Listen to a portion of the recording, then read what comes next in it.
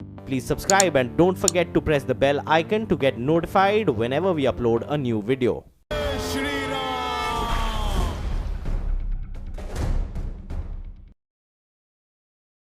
नमस्कार, आपके साथ मैं हूं अर्पिता आर्या। राम सेतु पौराणिक मान्यताओं के मुताबिक वो पुल जो श्री राम ने लंका पर चढ़ाई करने के लिए बनवाया था।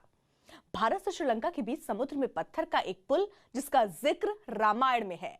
कहा जाता है कि जब श्री राम सीता को छुड़ाने के लिए लंका पर चढ़ाई कर रहे थे तो उनकी वानर सेना ने समुद्र में पत्थर का पुल बना दिया था।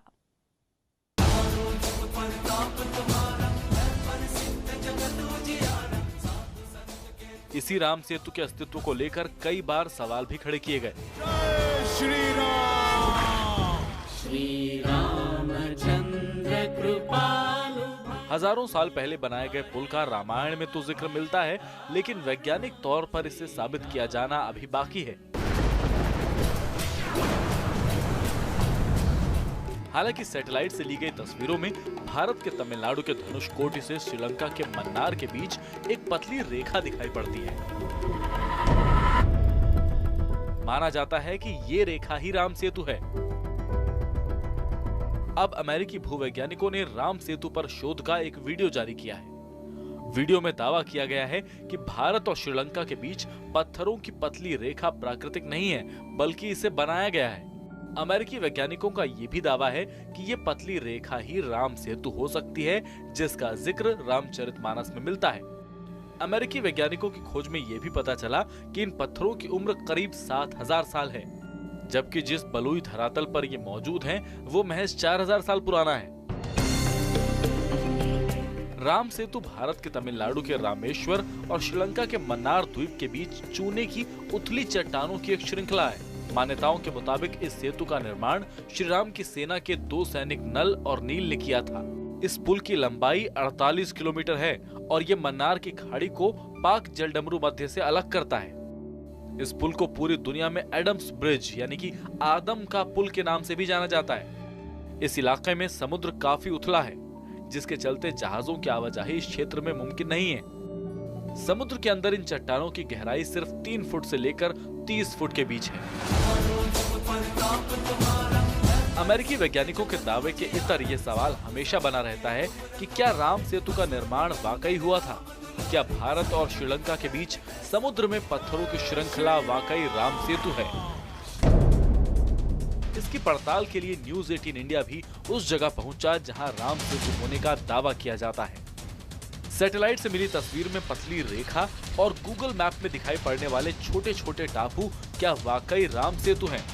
हमने इसकी सच्चाई जानने की कोशिश की। श्रीलंका के मन्नार से तमिलनाडु के धनुषकोटी के बीच 8 छोटे बड़े टापू हैं, जिसे राम सेतु के अवशेष का नाम दिया जाता है।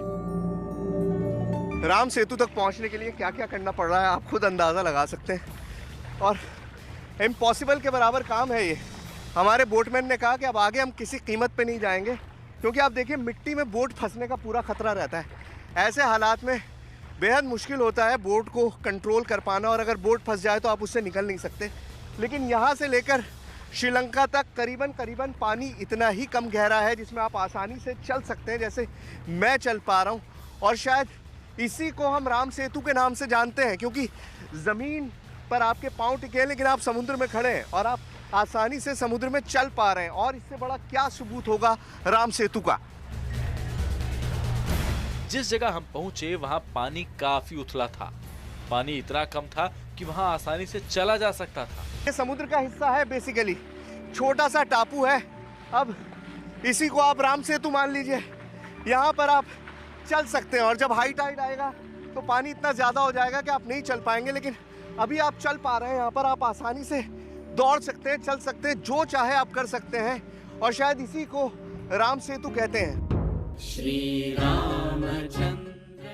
रामायण में लिखा है कि सेतु बनाने के लिए समुद्र देवता ने इस इलाके में अपनी लहरों को कम कर दिया था, ताकि पत्थर एक जगह पर टिक सकें। यहाँ आज भी लहरों की रफ्तार बाकी समुद्र के मुकाबले बेहद कम रहती है।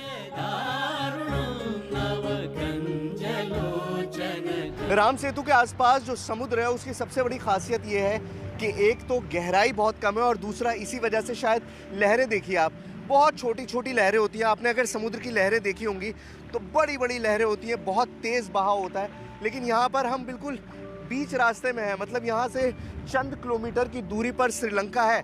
अगर हम अपनी बोट को लेके जाएं आगे, जाहिर है हमारे पास कोई वीज़ा नहीं है इसलिए हम ऐसा करेंगे नहीं, वरना 5-6 किलोमीटर 7 किलोमीटर की दूरी पर इस वक्त श्रीलंका है। और आप लहरें देखिए, इन लहरों में कोई उफान नहीं है। और ये मान्यता यही है कि क्योंकि श्री राम ने समुद्र देवता को आदेश दिया था कि आप यहाँ पर शांत स्वभाव में रहेंगे, और वो समुद्र आज भी शांत स्वभाव में। राम सेतु को लेकर राजनीतिक विवाद भी है। यूपीए सरकार के दौरान सेतु समुद्रम परियोजना के तहत पत्थरों की इस पतली रेखा को बीच से तोड़कर जहाजों की आवाजाही की योजना थी, लेकिन एनडीए की सरकार आने के बाद ये फैसला लिया गया कि किसी भी हाल में राम सेतु को तोड़ा नहीं जाएगा। फिलहाल राम सेतु पर सुप्रीम कोर्ट में मामला चल रहा है, लेकिन बीजेपी लगातार दावा करती है कि भारत और श्रीलंका के बीच पाई जाने वाली पत्थरों की ये पतली रेखा राम सेतु ही है। कांग्रेस की सरकार ने राम सेतु को तोड़ने का निर्णय लिया था, और राम सेतु को तोड़ने के उस निर्णय के बाद सुप्रीम कोर्ट में कांग्रेस ने जो शपथ पत्र दिया था, उस शपथ पत्र में कहा था कि श्री राम और श्री कृष्ण तो हुए ही नहीं। राम सेतु के ऊपर कई लोगों ने रिसर्च किया है और सबका ये मानना है कि यह उसी वक्त का राम सेतु है, और वैसे भी वैज्ञानिक दृष्टि से उसको तोड़ने से सुनामी बहुत ज़्यादा प्रभावित करेगी, ये साइंटिस्ट ने कहा है। समुद्र का ये हिस्सा राम सेतु का अवशेष है या नहीं, इसको लेकर दो मत हैं। पहला मत आस्था से जुड़ा है, जो इसे राम सेतु मानता है, और दूसरा मत विज्ञान के तर्क से जुड़ा है, जो इसे प्रकृति की बनावट का नायाब नमूना समझता है। अब अमेरिकी वैज्ञानिकों के दावे से राम सेतु के अस्तित्व पर एक नई बहस छिड़ सकती है।